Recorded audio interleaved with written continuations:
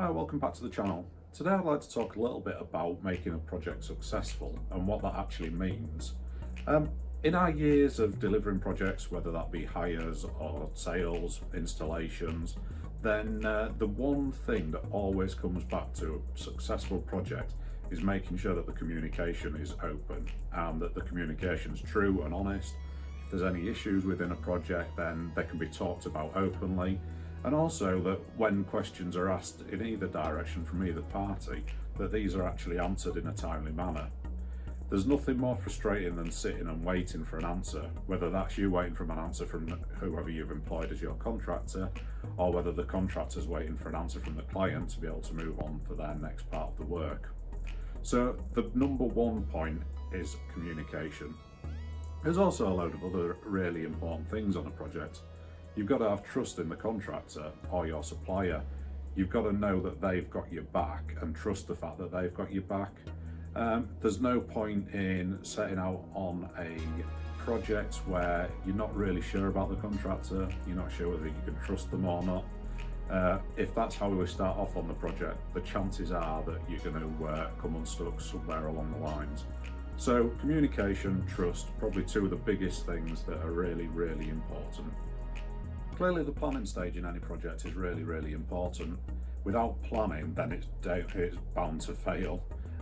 If you don't know where you're going, then how do you know that you've ever got there?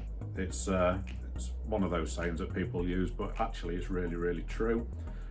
So with the delivery of any successful project, again, whether it be a hire, whether it be an installation or anything else, is the planning stage. Now this could be something that's really simple, really quick and easy to do for small basic projects, or it might be something that actually takes a lot of time and effort to do. But unless this is put in place and is right, then there's no way that that project can be a success. Clearly once the planning stage has happened, then we need to start talking about the delivery of the project on site.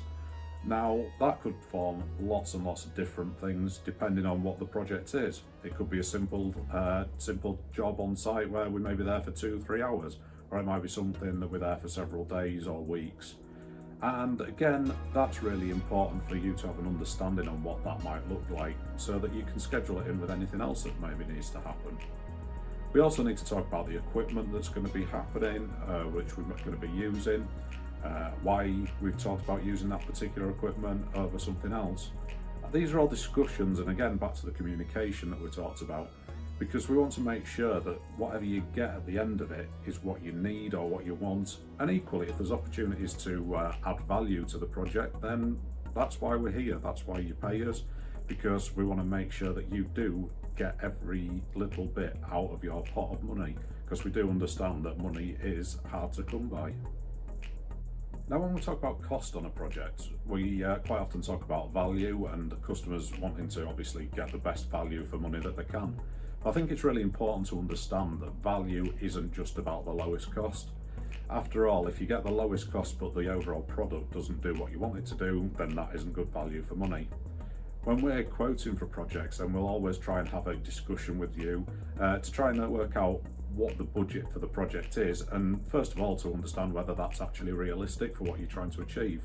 We'd much rather kind of say at the beginning that what you're trying to achieve with the amount of money that you've got isn't achievable, therefore we can have a meaningful conversation. Now whether that means that you need to find some more money for the project, or whether it means that the specifications changed, but at least you've got an understanding of what that actually means before you get to the end and find that you've spent some money and you've not got what you wanted to achieve at the end of it. We also think that the race for the bottom is a really bad place to be because we want to be there to be able to support you. We're not the sort of people who will try and charge you for every single call out. So if we've done the job at rock bottom price, there's no money left in the pot to be able to support your project later on, which to us is really, really important. Equally, we don't want to be the most expensive, and we certainly don't want to be seen as ripping anybody off, because that's not good business. The majority of our work always has been, and hopefully will continue to be, from word of mouth, and that's because we offer people products and services that they want, but at a price that is reasonable. Once you've completed a project and left site, then for us that's not the end of it. The next stage is to make sure that you are completely happy with it and that you understand how anything that's been installed or used works. After all, if you've got a load of equipment and you don't know how it works, then it's pretty pointless you having the equipment. So we want to keep in touch. That may well be a call, it might be another visit, but we always want you to know that we are on the end of a phone or on the end of an email, and that we're available. You know, we will come out, we'll come and help you and make sure that you can actually get the most from your investment. Thanks for watching the video. Hopefully that's given you a little bit of information and an insight as to how we see projects and how we see projects being delivered successfully.